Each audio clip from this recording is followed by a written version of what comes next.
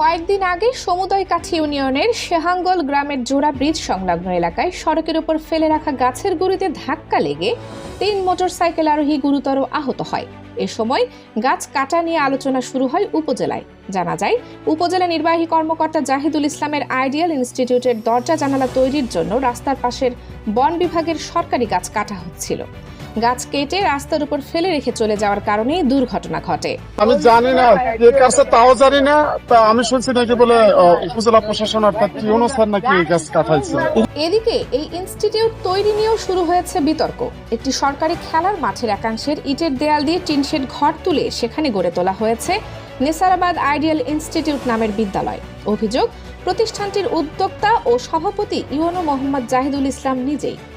সরকারি জায়গায় সরকারি লোগো ও প্যাড ব্যবহার করে গড়ে তোলা বিদ্যালয়টির সরকারি অনুমোদন নেই।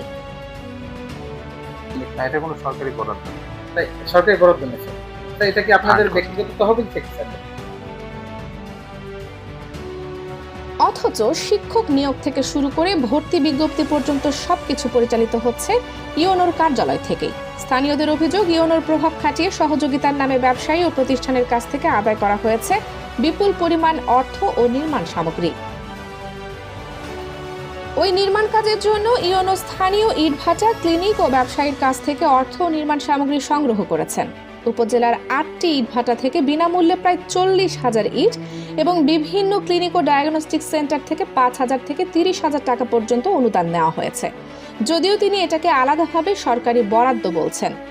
এটা ভবন নির্মাণের ক্ষেত্রে আমরা মূলত সরকারি কিছু বরাদ্দ আলাদাভাবে, এটা হচ্ছে কি অন্যভাবে আমরা সংগ্রহ করতেছি বা ওটা ব্যবহার করতেছি।